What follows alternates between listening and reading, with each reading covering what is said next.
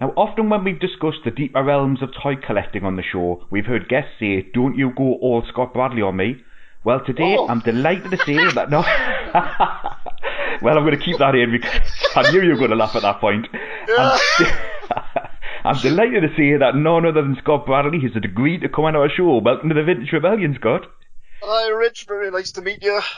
That's a true story. We've got a lot of collectors say, "Don't you go all Scott Bradley on me." Have you heard that before? No. No, never. I'm always saying this. I've never heard that before. I'm going to have to maybe pull back a little bit then.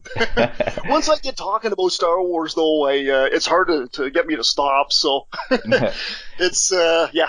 Well, that's why we've wanted you on. So, Scott, you're known for your passion and dedication in the research of collecting Canadian Star Wars merchandise. But before going into that, can you just tell us about your very earliest childhood memories of toy collecting and how you acquired your items back in the day?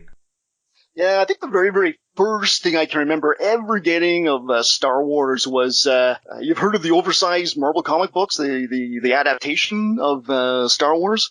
There was a big, kind of like a gigantic two-part issue where they took the smaller comics and they put the first 3 issues in one volume and then the second third of the story of Star Wars into a second volume. And my parents had gone away on vacation to the States and brought back this one comic, and like I had never even heard of Star Wars at the time, in the summer of '77. And on the inside cover there was some of the photos from the lobby cards that they had in the theaters. And one was like of Darth Vader and of Governor Tarkin. And I was like, geez, who are these guys? That Darth Vader, he looked really cool.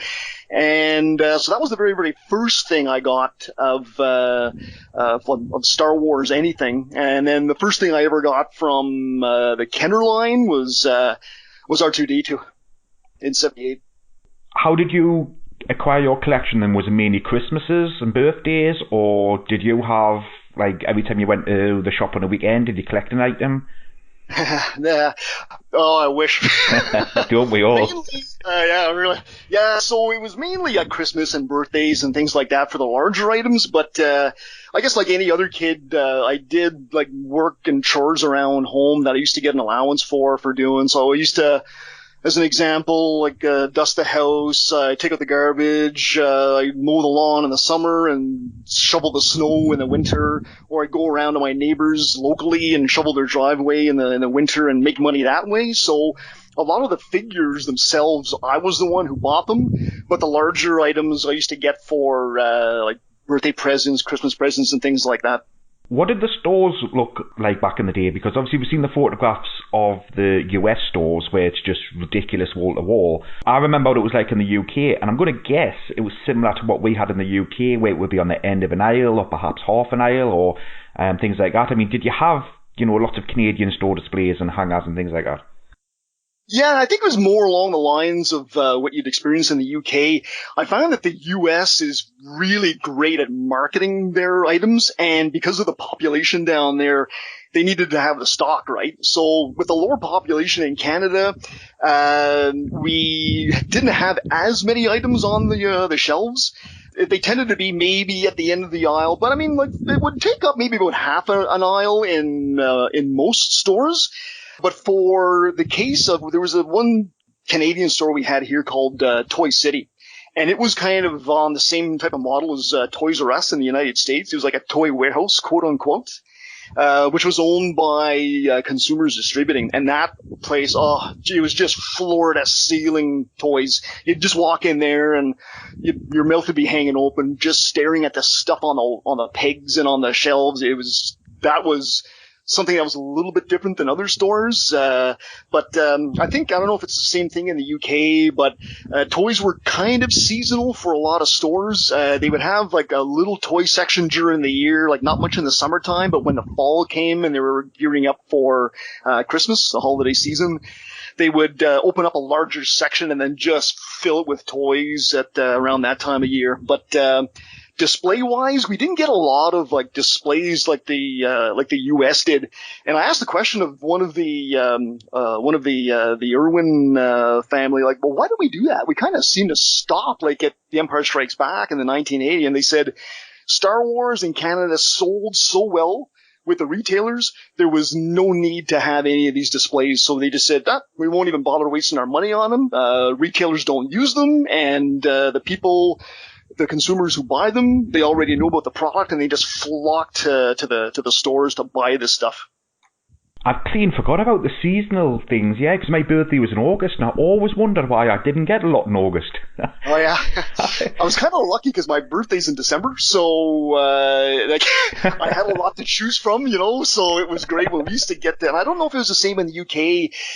There were two different retailers here that used to deliver catalogs to our homes.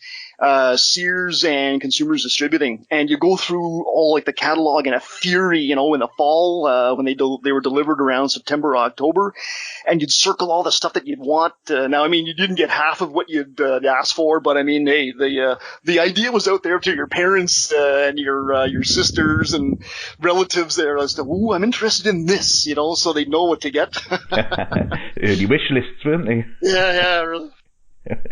Well, I don't know if you know, but in the UK last month it was announced that the Argos catalogue was going to stop being printed, and that's like a huge thing over here. Not that anybody cared about the Argos catalogue anymore, but all of a sudden everybody remembers it when we were a child. Yeah, it sounds the same. Is Argos kind of like one of those places where you go up to the counter, you fill out a form? That's right. Yeah. Okay, so that's exactly the way Consumers Distributing happened when it was active here in Canada. You'd go up, fill out the order form from the catalog, give it to the guy, he'd go back. Half an hour later, he'd come back and he'd say, sorry, your item's out of stock. Well, what was even sillier about Argos was maybe about 10 years ago, if it had a selection of Star Wars toys, it would say 1 of 6, and you would get 1 of 6, and you couldn't actually say which one you wanted. So when you got your figure, you would go, I don't want this one. You'd have to return it, place another order, and hope you got a different one until eventually they twigged on and put all 6 down and said, just choose one. What a silly way. Thing. Oh, yeah, man. What an archaic way of doing things, huh? Right then, Scott. So let's move on to Canada, and let's go back to how it all started, because there was so much confusing information out there. I've listened to the Kaicast did an amazing interview. Chris Porteous, and I can't remember who the other guy was now, and apologies to the other person who did that. But they did a great interview, and it clarified it for us, and then I'd forgotten some bits, and I read some more. So can you tell us what the relationship was between Kenner Canada, and Irwin Toys? How did all of these three fit together? Okay, so Kenner Canada, it's basically, it was created back in the late 60s as a joint venture between Irwin and Kenner USA. So you would never be able to walk up to a brick and mortar building and say, well, this is Kenner Canada. No, it was like a division within Irwin, because it was it's a contractual agreement with a foreign company. So in general, what happened back in the 60s and 70s and early part of the 80s, there were a lot of barriers to entry to foreign companies into Canada. So there were high startup costs. Taxes were quite high, trying to get a building that was already existing, or to build a building, stock it with equipment to actually start manufacturing stuff, was really cost prohibitive back then. So what Irwin did, Irwin kind of reached out to all these different companies, not only Kenner, but to Ideal and Jim Dandy, Buddy L, and these types of companies, and said, okay, well, we've been in business since the 1920s. And over that time, we've been able to establish all these distribution channels with all of the different retailers. So we have all these relationships. We know how to market the product. We know how to get the product out to the retail stores and all that. What we'll do is, we'll save you guys money from having to establish your company here in Canada. And for a split, and I think with the Kenner joint venture, it was 49% Irwin, 51% Kenner USA. And we'll take care of doing all of the marketing, all the advertising, all of the the assembly, distribution, and sales to the different retailers on your behalf. And basically, that's what it was. That was what the Kenner Products Canada joint venture was. So Irwin, it was basically Irwin Toy, but it was under the guise of Kenner Products Canada that they operated. Kenner must have had supreme confidence in the sales in order to go with a deal like that. They did. Well, I had heard from one of the Irwin family that they knew that Star Wars toys were going to be a hit because in the early days of the sales, when they started pitching like the first 12 figures, the X-Wing, the Landspeeder, the TIE Fighter that were coming out in 78, in addition to like the puzzles and the dip dots and things like that were out late in 77, they knew from the sales, hey, we've got a winner right here. And people were gravitating to the figures. They wanted the figures the most because it was kind of like the lower retail end. Kids didn't want just one or two figures. They wanted them all. The larger things like the ships and the play sets that were to come later on, they were a little bit more expensive to create, especially the larger items in Canada. So they knew right away, oh yeah, we've got a gold mine here. And it's, and it didn't really stop until a little bit after Return of the Jedi. Basically, we were told Star Wars sold itself. Like, we didn't have to market it at all, given the success of the movies in Canada. Did Canada actually make anything, or was everything imported? Is there such a thing as a Canadian variation on a figure? No. The figures themselves were all packaged over overseas and shipped back over to Canada. So essentially, the kind of a general rule of thumb is if it was small, it was made and packaged overseas and then shipped over here. If it was large, we would like the Millennium Falcon or the AT-AT. We would get the Kenner would contract with mold and tool and die makers in the local kind of GTA, the Greater Toronto area in Southern Ontario, as well as some factories in Quebec to actually produce the toys for them. And then they would be sent to the factory at Irwin where they'd be assembled. And a lot of the boxes, too, were printed in Canada. So that's very like the UK then, because when we were at the Palatoy tour, Roger Morrison, who was the tooler master, had said you should be able to see the difference between a Palatoy and a Kenner Falcon just purely because of the small differences in the moulds. Oh, yeah. So the same is going to be true of the Canadian ones as well, I would guess, unless they use the exact same ones, which I wouldn't have thought they did. Yeah, for the most part, I would say yes. The one major difference was the Snowspeeder. They actually put in underneath the Snowspeeder, if you look at the the country of origin, it says, copyright Lucasfilm Limited, and then it said produced by Kenner Products Canada underneath. That's the only vehicle I'm aware of. Even though other vehicles were made in Canada, that was the only difference on that one particular vehicle. Because we basically borrowed the molds to make the toys for like a short amount of time, like maybe a week, 2 weeks, to crank all the stuff that we could contractually, and then we'd have to send it back to the U.S. because they would need it again to make their own. So how does Parker and Regal fit into it then? Okay, Parker. So that, in general, they all fall under the General Mills umbrella, so you're probably away in the States. So they also own Parker Brothers in the States, and Parker Canada, again, was like a kind of a Canadian affiliate of Parker Brothers in the U.S., and Regal was a toy company that was solely Canadian in the 50s, and they made a lot of girl toys. Like there's like the Wendy Walker doll. They made a lot of like First Nations, indigenous type of like Inuit dolls as well, RCMP dolls and stuffed animals and things like that. But come mid 70s, Parker Brothers bought Regal. So it fell under the General Mills umbrella. So when the joint venture was made with Kenner Canada, since it was all like one big happy family, like Parker Brothers Canada or Parker Canada, Regal, everybody was kind of under that General Mills ownership. So in the early days, in the 70s, Regal got the contract to do the stuffed animals like Chewbacca, the R2-D2, the Jawa, and the hand puppet. But then I think they were sold again in the mid 80s, and then I think by 84 they were out of business. So when the stuffed Ewoks came along, I think we ordered those from I think they were made like overseas. They weren't made in Canada. Right, so moving on to Star Wars figures then. So those early Star Wars releases, and now I'm confused about some information I've read about these. So I'm aware of, obviously, I don't know if you call it the pyramid logo, but there's certainly an unusual logo on some of the 12 backs, all the 12 backs. Yeah, so with those, as you're aware, Canada, we have two official languages, English and French, and there's a law that was enacted, like the Official Languages Act, where all products that are sold in Canada have to have both languages printed on them. So for the most part, that's what Kenner Canada or Irwin Toy did.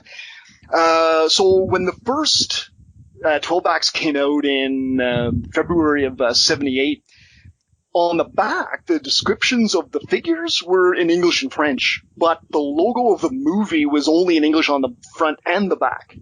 So that was a no-no under the law. So what they did was, I think maybe mid-year of 78, they added the French logo on the front just to comply with the bilingualism laws. So they were only made for maybe about 6-8 months, I guess, into early 1979. But they were also selling the original format of the 12 backs with the English-only Star Wars logo at the same time. So you don't see too many of those figures with the pyramid Guerres Étoiles logo on the front. And then come February of 79, that's when the 20 backs were introduced. So from then on in, Kenner Canada had the English logo on the front and then the French logo on the back. So that complied with the laws, and it kind of followed that same format right till the end of the line. There seems to be a lot of different 12 backs though for Kenner Canada. So is it all to do with the bilingual translations? Because do you go up to 12D or is it even 12E? Yeah, we got up to 2D. And I think it had to deal with, the same types of changes that happened in the States with due to the double telescoping lightsaber and the instructions on how to work it and stuff like that. So that was the main thing that had happened that resulted in the change. Also, see what we got, and this happened quite a bit throughout the life of the Canadian products. We would get early designs from the States because we had to have enough lead time to be able to take the English, translate it into French, create the print films, and then have all the packaging all created. So one of the quirks with the Canadian 12 backs, if you look on the back, the Sand People are called Tusken Raiders, and that was the original. If you look at the U.S. proof cards coming out of Kenner USA, it was originally called Tusken Raider, but then they changed it to Sand People. So on our cards, it's still that proof card design, quote unquote, and they're called Tusken Raiders still. So so when we would get like any updates like that from the States, it'd be like a running change. So that resulted in like the 12A and the 12B with the lightsaber length and the change, and then the backs that we were given to the factories overseas. Some of them were designed with the original short double telescoping lightsaber design.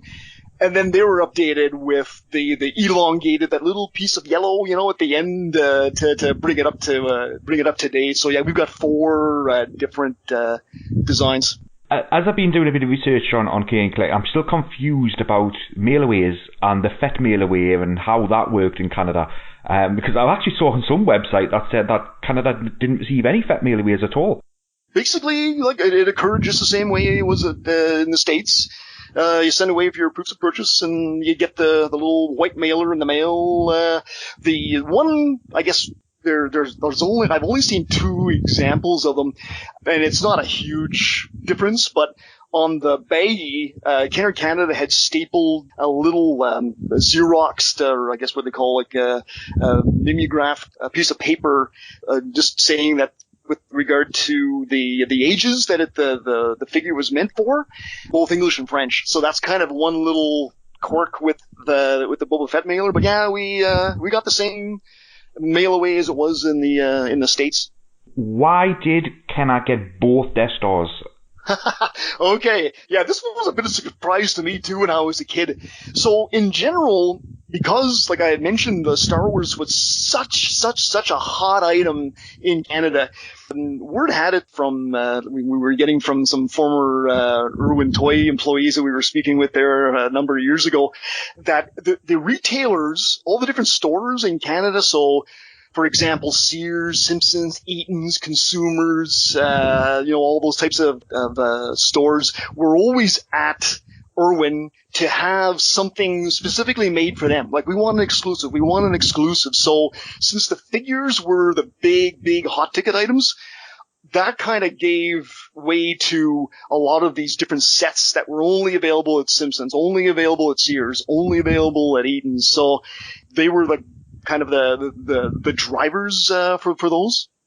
For the Death Star, with the two Death Stars, our first Death Star was the plastic tower one in '78. Sears was always along with other retailers, was at Irwin, like, can we get an exclusive that's only for us? That's only for us. So what kind of surprised me is that when I first saw as a kid the Death Star, I said, that's weird because I already have like the plastic Death Star, and then here's this chipboard Death Star, and my initial reaction was I thought it was like a bootleg item, like there was some other company that made this and they were just trying to sell like a cheaper version of it, and I had no idea until I think it was like the early 90s, when I had heard about like Palatoy making this stuff, and it was available in UK, it was in France, it was in New Zealand, it was in Australia. So I had asked the question to one of the Irwin family, saying like, well, like, how did you get this stuff? This was like, and same with the Takara wind-up walking R2-D2. Like, these items were from like Kenner affiliates, but they're different countries. How did we get them?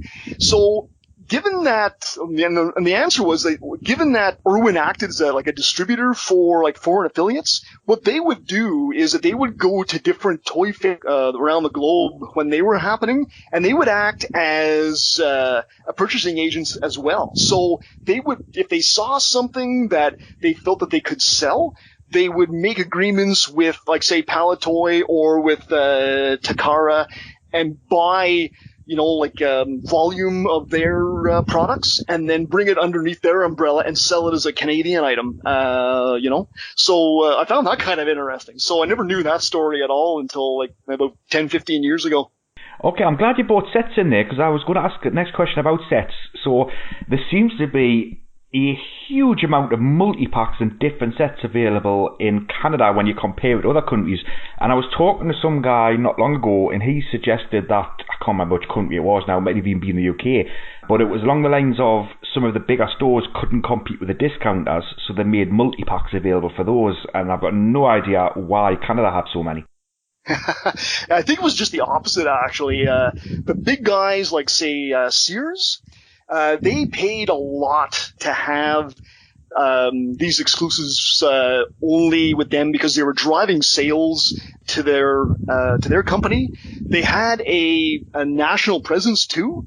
So I'm not sure if you're aware, but Canada, we only have like a handful of largely populated cities, and they're really spread out. So a lot of the towns in Canada, there's a lot of rural cities. So the catalog that Sears would put out and publish every year, some of the exclusives were only sold through the wish book, which would kind of drive sales towards, people like phoning in to place an order to Sears, and then they would come into the city to pick up their order later on. And then other exclusives were driven to have people come in to the store. So you would only be able to get those exclusive on the shelf physically in the store. So they kind of split it up that way to really drive sales through both avenues. And then others were like, say, like smaller companies like, say, Simpsons, and they would have like a number of multi-packs as well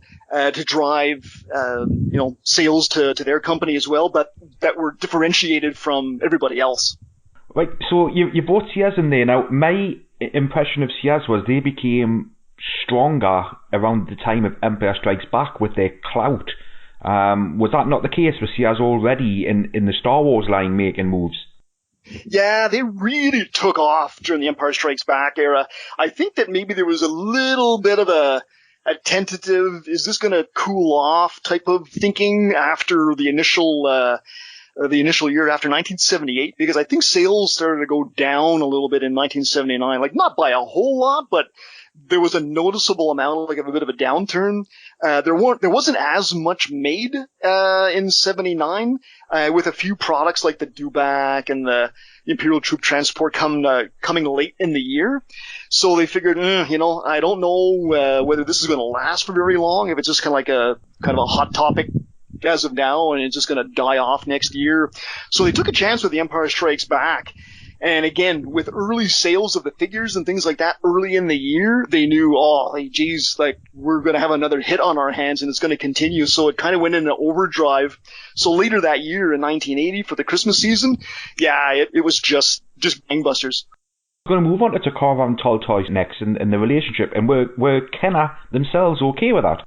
Yeah, it's weird too, because I had noticed, like, Kenner Canada, you've seen that hybrid PDT-8, the mini rig that's got the Kenner Canada front, it's got a Meccano address on the bottom, and it's made by Palitoy. I mean, like, it's just like a whole hodgepodge of a whole bunch of different countries, eh? And I've seen, like, some, like, Kenner Canada carded figures with the Dutch, the Clipper, offers stickers on them as well. So I had asked about that. I said, okay, well, like, how did this stuff get to, like, other countries? Did you get calls from these guys and you shipped them out? He said, no, like, we'd never shipped any product out to any other country. So the speculation was that a lot of the films, to print the packaging, were already over in the Orient.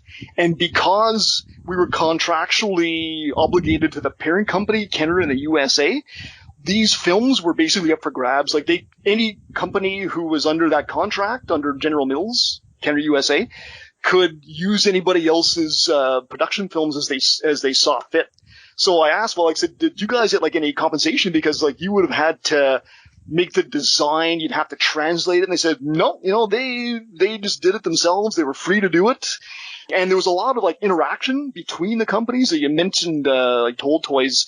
I found that we had a really good, or Kenner Canada had a really good rapport, a really good relationship with Toll Toys, because I think if you've ever seen any of the Toll Toys catalogs, there are a number of, like, Canadian items that are that feature in there. I think, like, the final case, the Star Wars, the mini collector's case there, the bilingual one is there. I think that was sold in Australia, and I believe some of the large size figures were sold in the UK, if I'm not mistaken.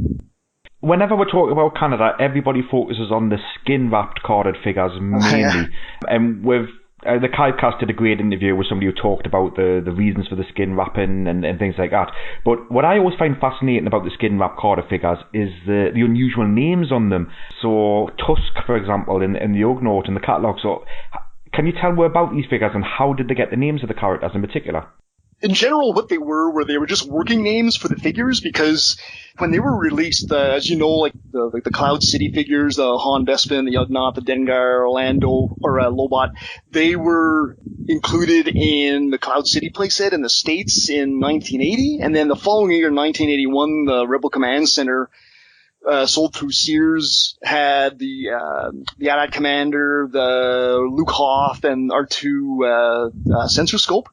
So what had happened up here, the playsets were offered to us, but there's about 6 to 8 months lead time that's needed to, like, bilingualize the packaging and all that. So for some of the sets, they said no. But what they did was they said, okay, well, we're not going to use the play sets this year, but we're going to take the figures, because the figures was such a hot seller in Canada.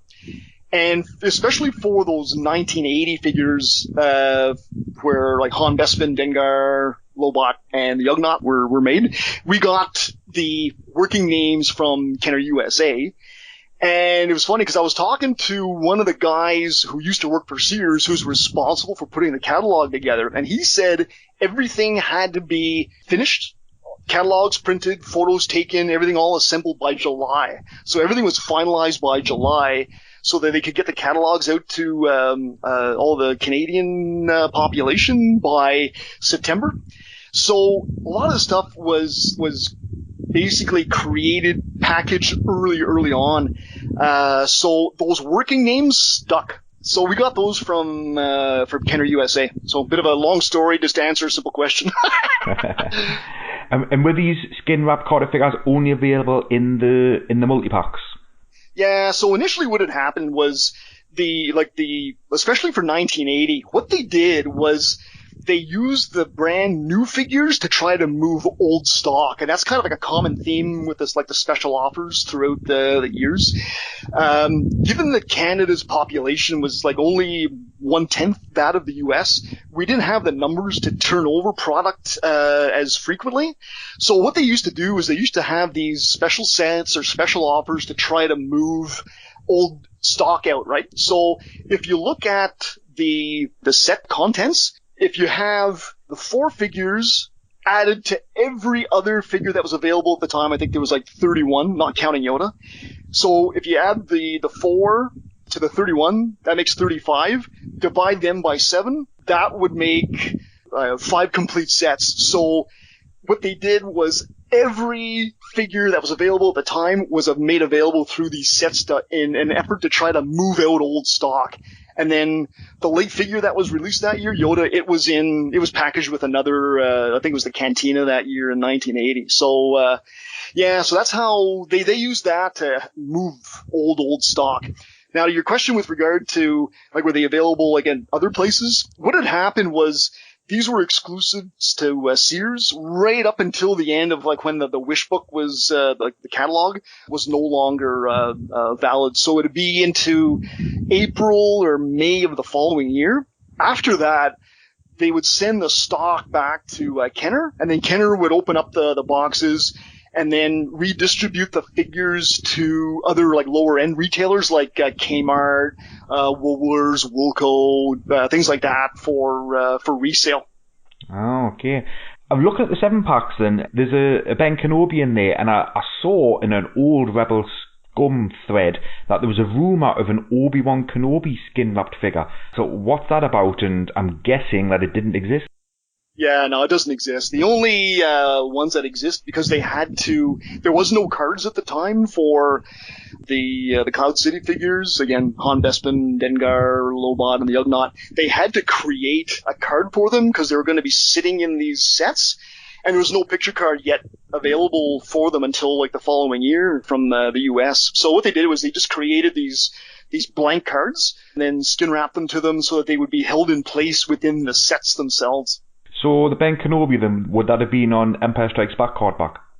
Yeah, it was, what they did was they basically took whatever stock was on hand. So the sets were kind of a combination of old Star Wars era as well as Empire Strikes Back cards. So it could be a mix of the two.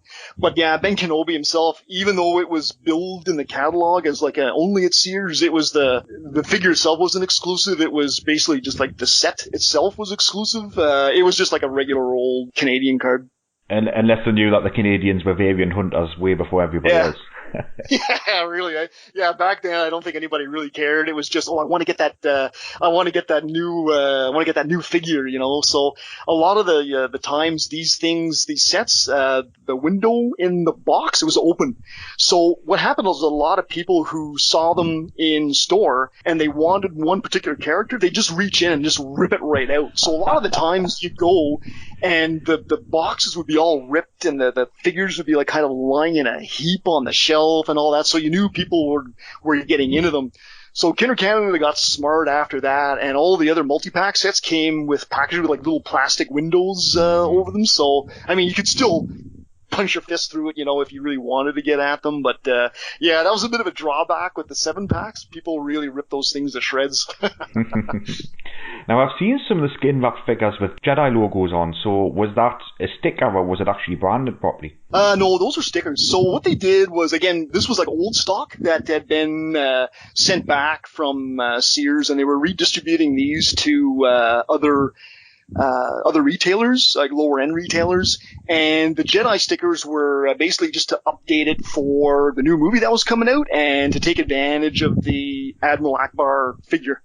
So yeah, those were available like in a lot of like lower end type stores. And I think you've already partially answered this one. So focus on the vehicles a second. And a lot of vehicles in Canada seem to come with special offer deals, such as free figures. So was that always to shift old stock, or were there any other reasons for it? Yeah, mainly it was, again, kind of like on the premise that different stores wanted to have something exclusive for them. So, since we had, again, like with the lower population, we had like a lower, like, number of sales.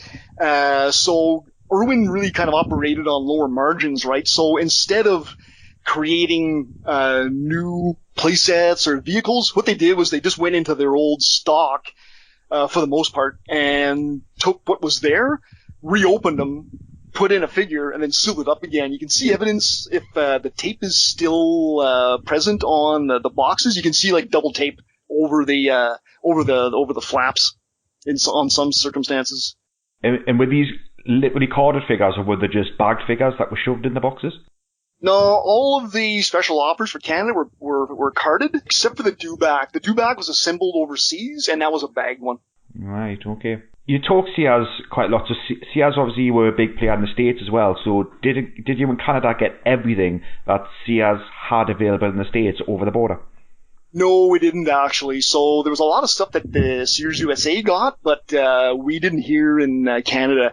Again, it was really like action figure driven here in Canada. So when the playsets came along, they would say, well, thanks anyway, but we'll take the figures and we'll make something out of them, okay? So with regard to like the first one that was the Canteen Adventure, I think, in 79, the thing with that is that it was a Star Wars specific type of kind of environment.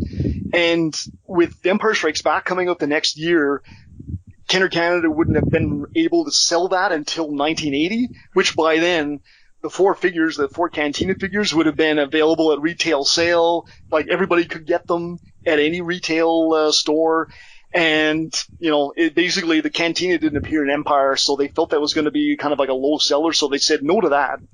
But when the Cloud City came along, they said, yeah, we'll take that. But unlike the States, the States, what they did was they took the approach of using brand new figures that you couldn't get anywhere else, Han Bespin, Ugnaught, Dengar, Lobot, to sell a cheap playset.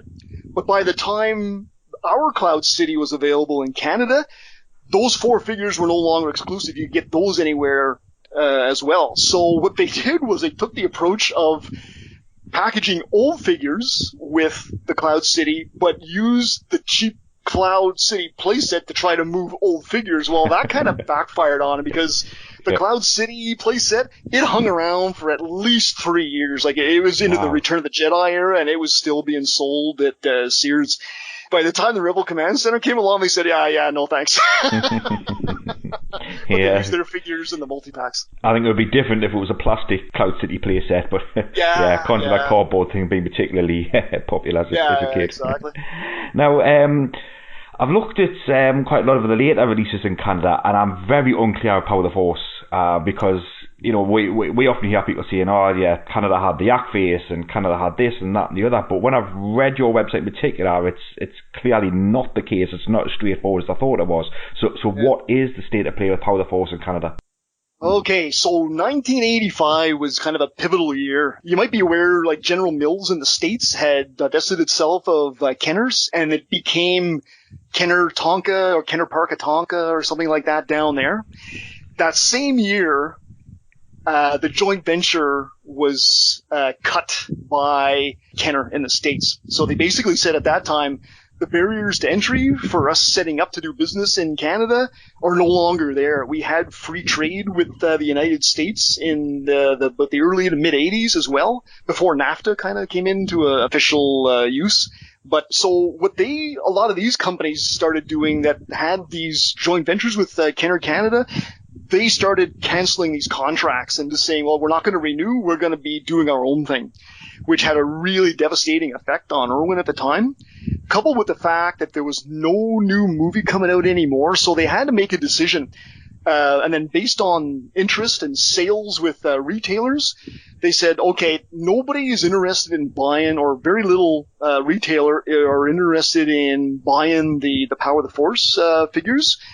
And there's like the droids and the Ewoks TV show was on the air in 1985. So they made the decision that, okay, we have a vehicle that can actually help to sell the figures, and that was like the Droids and Ewoks Adventure Hour. So they went with producing Canadian versions of the Ewoks and the Droids for 85, but they didn't elect to do the Power of the Force for Canada on a large scale.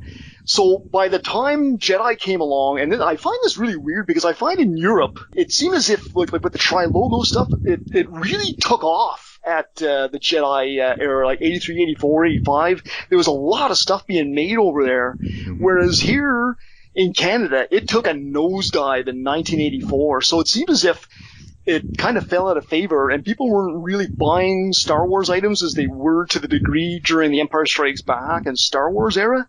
So with the decreased amount of sales, what Kenner Canada would do is they'd say, okay, we're not going, it doesn't make cost sense for us to create Canadian packaging for these items.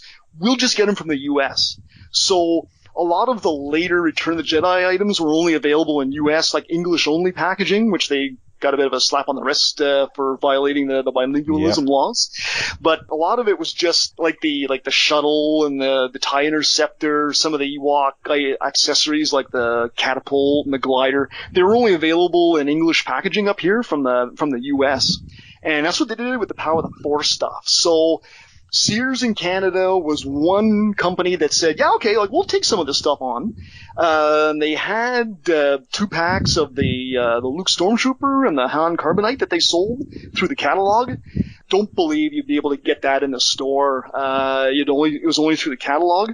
And then Consumers Distributing was also the owner, like I had mentioned earlier, of Toy City, which was kind of like that big toy warehouse like Toys R Us in the States. And so they took on the Power of the Force stuff. So there's been a lot of stuff that's been found with the Toy City price stickers on them. So I personally got a lot of my Power of the Force stuff at Toy City. And even with the vehicles like the Ewok Battle Wagon, the Tatooine Skiff, and some of the all 3 of the body rigs as well, have been found with the Toy City sticker on them. And the yak face was a real different animal. So that was from the story that the Irwin family member had told me, was that this was going to be originally a mail away for the first line of the Power of the Force figures in the US. And they didn't go with it, so they were going to hold it back until the second series of Power of the Force figures. So they had created like the proof cards and everything like ready to go for that second series that never came to fruition. So they offered it to us in Canada because the figure was already made and it was already to go, but just no mail away offer. They decided against it because the line was shutting down. So Kenner Canada said, yeah, we'll take them. So they got the proof card design. We made our own films, got them all printed with the bilingual packaging. But early on, when they went to sell them, hardly anybody took it. But Toy City was one of the ones that actually did. So in addition to the Power of the Force English-only US figures that were made, they were sold to Consumers Distributing / Toy City, and they were sold there for a little while. But they couldn't sell all of the stock that they had agreed to take off of Kenner USA's hands. So they reached out to their affiliates like, hey, does anybody want this? And Australia said, yeah, we'll take them. So I've heard like some guys like Ben Sheehan and those guys down in Australia saying, oh yeah, we were like the dumping ground, for Power of the Force and Star Wars stuff near the end that nobody wanted. So they took all the residual and sold them down there. But yeah, as far as I know, only Toy City had sold Yak Face. Toys R Us was another thing that actually they started coming into Canada in 1984. We didn't get a Toys R Us here in my city until like the 90s, so it was just creeping its way in. They may have also carried it. I'm not sure. I haven't heard anybody ever mentioning that. And I don't think I've heard of anybody else. Like, there could have been like some mom and pop discount shops that may have taken them too, because they also had bought up a lot of Kenner overstock. Like some of the mailers we had been sold, like the 4LOM mail away had been sold through a store called Zellers. So we found mailer boxes with Zellers price tags on them. So. Yeah, so these were like blowout items almost back then. So yeah, that was so Power of the Force was available in Canada, but largely it was just British, U.S. Packaging. Yeah. Now, looking at some of the other items that were available, the utility belts seem to be totally unique to Canada. And I think based on what you've said with Irwin reusing things, was that the idea behind those? And if so, how did they get that past Lucasfilm? Well, the stuff that Irwin sold, they didn't create anything themselves. Everything was basically coming out of the U.S. So apparently the utility belts were also on the table to be made, but when they presented them to Lucasfilm, they weren't too impressed, I guess to say the least, with the quality of the utility belts. So Kenner US, they decided not to create it, and same thing with the plush Jawa. They had created a design to create and sell the plush Jawa down in the States, which they decided against. But Kenner Canada said, "Oh yeah, we can sell that up here. I mean, like everything is just going great guns. We'll take anything you've got." So the utility belts and the plush Jawa, we brought up here and sold through Kenner Canada. Oh, right. Because when I was talking to, what's the guy's name? Bob Beacon, over in the UK, who designed the Paldroid Death Star, he said that they weren't too keen on telling Kenner that they were reusing some parts from the Star Wars, like the cockpit out the TIE Fighter, in some of the Action Force items. So that wasn't a problem with Irwin. You got the agreement with Lucasfilm, no problem. Yeah, no, I mean, like, they were already designed that way, so we weren't really violating anything. They were, I guess, what they were trying to do, too, like, they would, I think you've seen, like, Ron Salvatore's article about reused items, like, the AM headset radio was a $6 million man item. So same with, like, the Remco stuff, like, they were, if you look at the contents, other than the blaster, I think, and the utility belts, everything else, the belt, the walkie-talkie, the watch, have all been made available in other like superhero sets like the Hulk, Captain America, Batman, Space 1999 in the mid-70s, a couple of years before the Star Wars sets came along. So they just kind of kept on cranking out the same stuff, but for another line. Yeah, well, as long as Kenner were getting the cut, I suppose they wouldn't mind. Oh, yeah. Hey, money's money. Now, I've read a quote somewhere that said the 12-inch action figures were described as being a disastrous seller in Canada. Is that correct?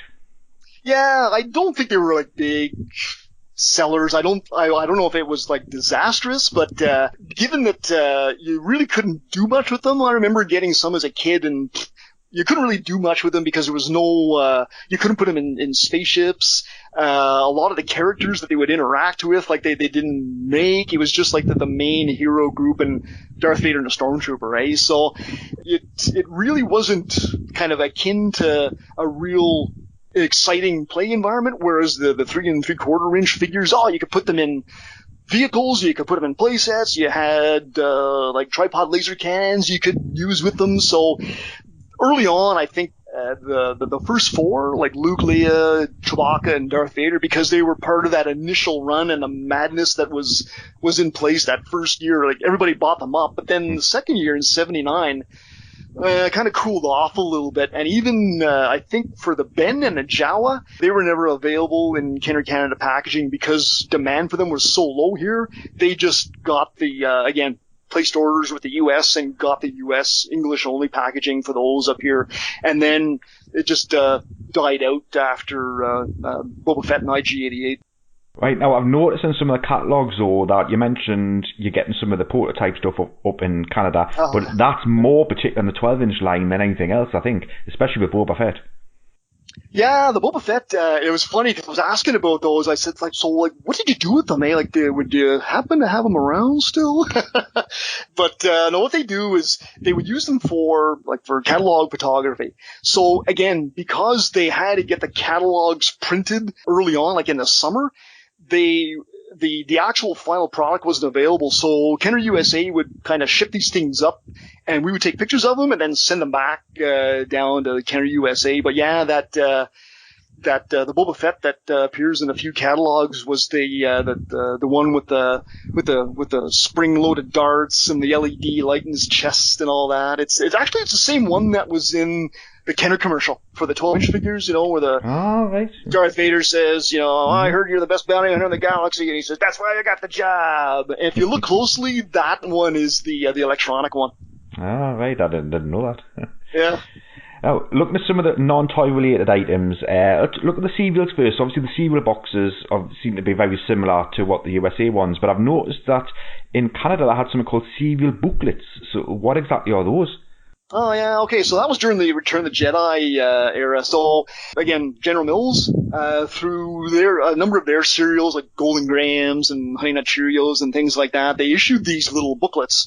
There was a series of 8, one for Star Wars, one for Empire, and then 6 for Return of the Jedi. So, it was kind of because General Mills owned Kenner at the time, it was kind of a twofold thing. What they did was they would have like a little story synopsis with pictures of the movie in question, and also it'd be they'd include like a picture of one of the new Return of the Jedi toys, or an ad for the Parker Brothers Atari video games, and it would also sometimes include a coupon for like $1 or $2 off the purchase of an Atari game. So everything like under the umbrella of General Mills was kind of included in the book. So, the cereal, the toys, and like booklets themselves, and the Atari game for Parker. So yeah, it was kind of a smart way to market everything that you were that you owned all in one shot.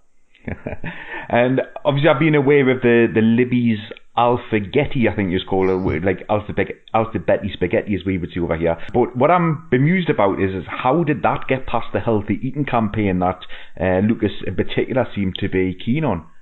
Yeah, that's true. Lucasfilm was really keen, especially Lucas, on like healthy, sugar-free eating, and I think this particular product had a lot of salt in it, which was kind of unhealthy.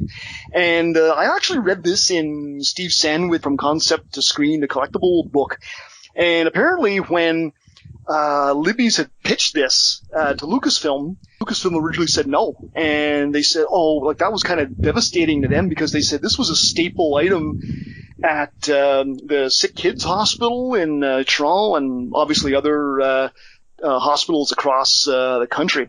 So they kind of brought that fact up to them, and Lucasfilm responded by saying, okay, well, we'll let you do your offer on the SpaghettiOs or Alphagettis or whatever it was called, but you also have to agree to have the offer on more, say, like vegetable, healthier eating products as well, so which they agreed to. It just seems such a strange move that it's weird, we're feeding all these sick kids with food that's not exactly healthy. It's really weird. Now, I don't think as many people haven't heard of the Coke caps now. I'm missing a couple. I'm never going to get a Leia. I'm probably never going to get a Vader. But I kind of find R2-D2 anyway. Never mind.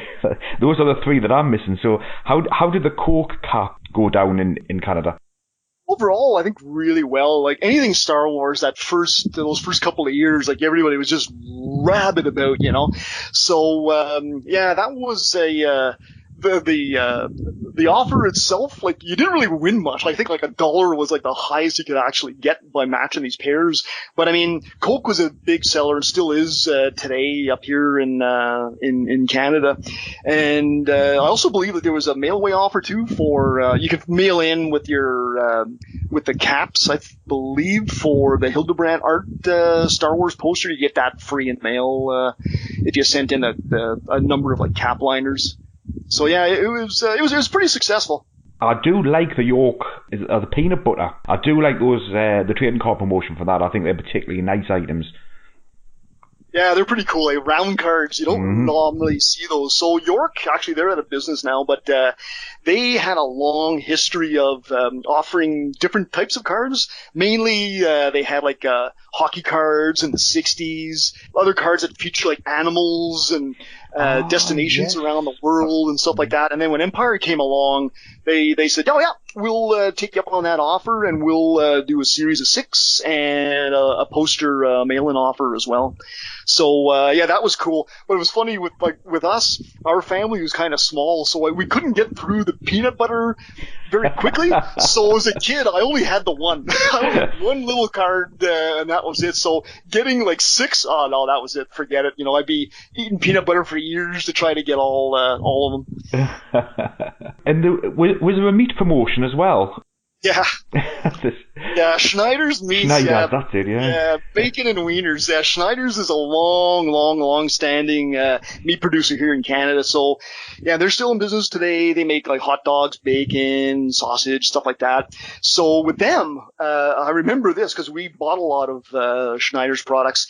They had a promotion. There were these little tear-off sheets that were folded up and placed in little plastic pouches on top of the meat products, as well as having the tear-off sheets hanging off the shelf in the supermarkets, where you could win a quote-unquote instant collection, and it included a couple of the Canadian special action figure sets, the 3-packs, 2 of the utility belts, an X-Wing fighter, remote-controlled R2-D2, and a couple of other things I can't remember just offhand right now. But that was a cool promotion.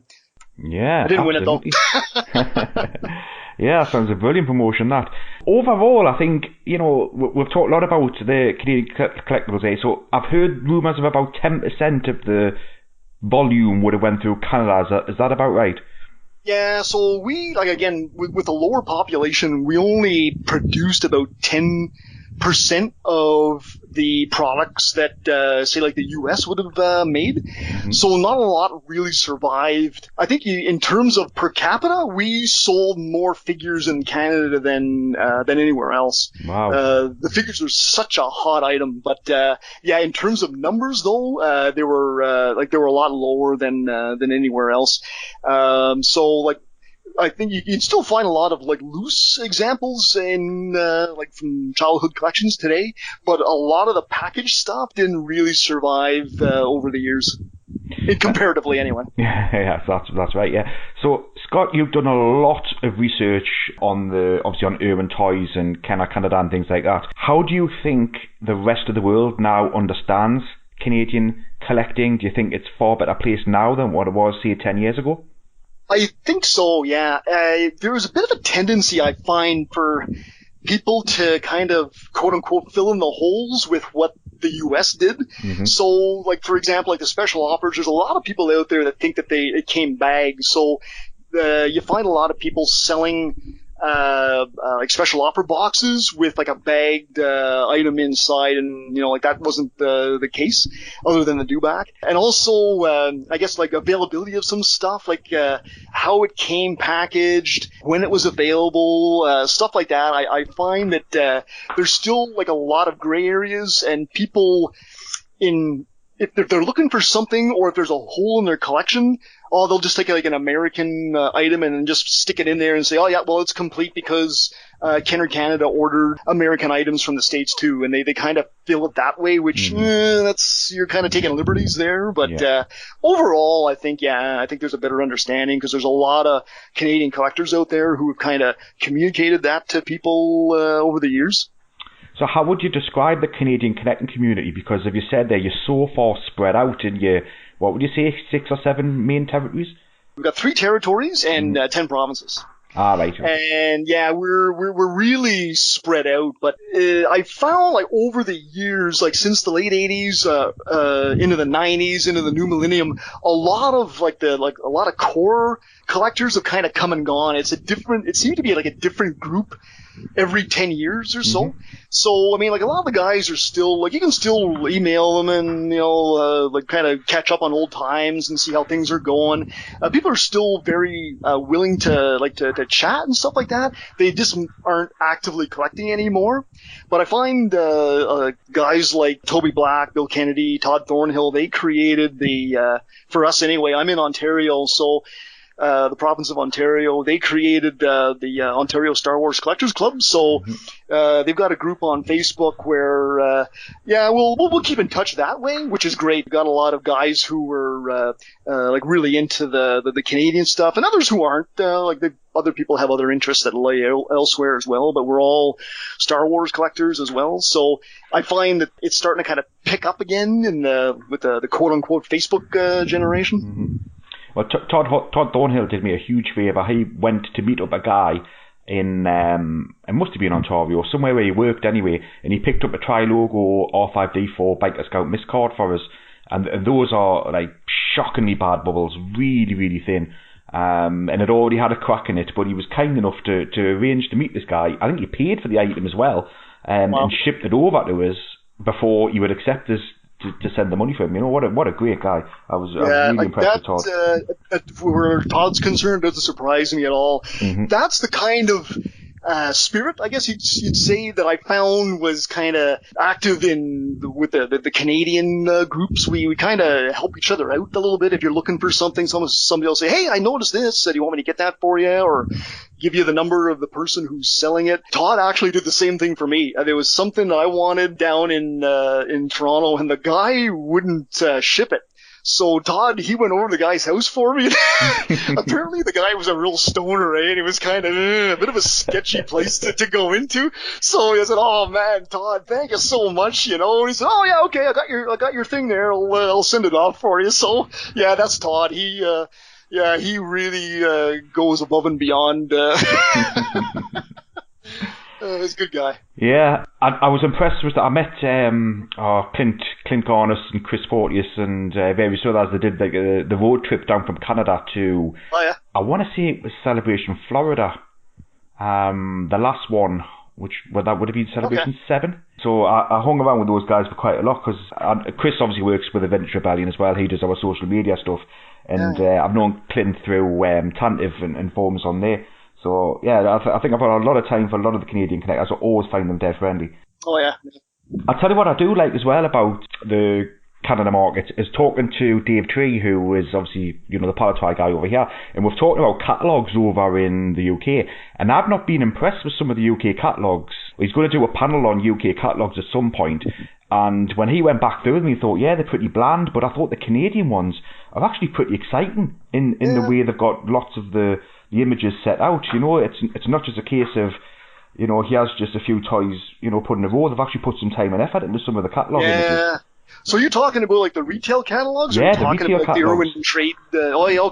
Yeah, they did. They got some interesting setups for like different environments and things like that over the years. They did a really good job. Mainly that was Sears and Consumers, eh? And even some of the the seasonal type stores like Canadian Tire. Canadian Tire is mainly a hardware store here in Canada, and they typically, again, when Christmas comes along, that's when they open up like their quote unquote toy town and things like that, or and their ads were always kind of neat. You have like the little Christmas tree and like the Star Wars boxes underneath the Christmas tree and stuff like that. And some of their ads were actually like ink etched, like pencil drawn as well. So yeah, some of the art was kind of neat in some of those ads. Well, many thanks for your time, Scott. I know our listeners are going to love this. We're going to get a lot of feedback on this show. As I say, a lot of people have been asking when you're going to get Scott on. Well, we've had Scott on for the first time, and it won't be for the last. Oh, great. Thank you very much. I had a blast. It's a real pleasure, Rich. It's 1970s Britain. It's Christmas Day with the Johnsons, and it's time to open the presents. Look at young Sally opening her present. A wooden spoon, mixing bowl, and a sturdy apron. How lucky are girls in this modern age. It's now Jim's turn to open. Oh wow, space toys from Palatoy. That's it, son, says Mr. Johnson. Throw that old cardboard onto the fire. Let's play some space adventurers. And look, here's Eric. He's home from the mine. No space toys for him. It's a proper month's supply of cigarettes, what every growing lad of 12 years needs. And he was stopping borrowing Grandma's pipe. Oh, what a joyful day. Happy Christmas, everybody. Grab yourself one of those delicious podcasts next time you're on the internet. Our flavour is the Vintage Rebellion, and you can find us from the usual vendors.